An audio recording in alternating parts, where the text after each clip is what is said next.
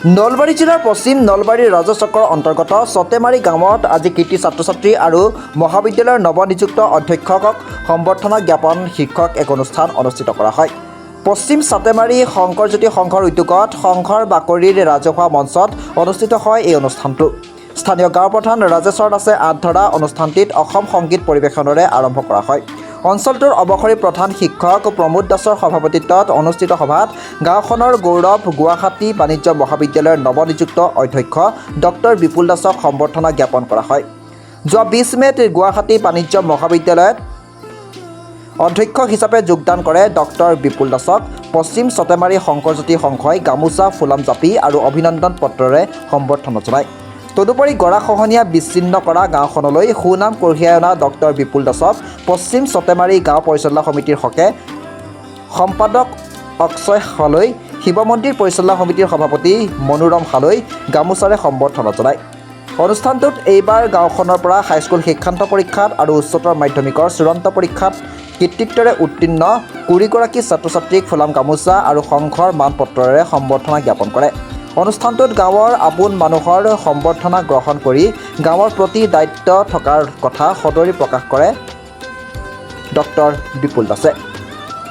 আজি আচলতে আমাৰ চটেমাৰী গাঁৱৰ কাৰণে এটা গৌৰৱৰ দিন, কাৰণ এনেকুৱা এটা সৰ্বাংগ সুন্দৰ অনুষ্ঠান চটেমাৰী শংকৰজ্যোতি সংঘৰ বিষয়ববীয়াসকলে যি সুন্দৰকৈ উদযাপন কৰিলে, তাৰ বাবে মই তেওঁলোক আটাইৰে ওচৰত যিখিনি ছাত্ৰ ছাত্ৰী হাইস্কুল শিক্ষান্ত পৰীক্ষাৰ লগতে উচ্চতৰ মাধ্যমিক পৰীক্ষাত উত্তীৰ্ণ হৈ এই তেওঁলোকৰ ঘৰৰ লগতে গাঁৱৰ সুনাম কঢ়িয়াই আনিলে আৰু তেওঁলোকক যি অভিনন্দন জনালে, সেই অভিনন্দন জনোৱাৰ বাবে আজি শংকৰজ্যোতি সংঘকো মই আন্তৰিকতাৰে কৃতজ্ঞতা যাচিছোঁ। লগতে সমূহ ৰাইজে মোক যি মৰম যাচিলে, সেই মৰমৰ বাবে মই তেখেতসকলৰ ওচৰত চিৰকৃতজ্ঞ। আৰু আপোনালোকেও আহি আমাৰ এই অনুষ্ঠানৰ সৌষ্ঠৱ বৃদ্ধি কৰিলে, কিয়নো আপোনালোকৰ উপস্থিতি অবিহনেও আমাৰ এই অনুষ্ঠানটো সঠিক দিশেৰে হয়তো কোনোবাখিনিত আধৰুৱা হৈ ৰ'লেহেঁতেন। গতিকে মই আপোনালোককো ইয়াৰ জৰিয়তে কৃতজ্ঞতা জ্ঞাপন কৰিছোঁ।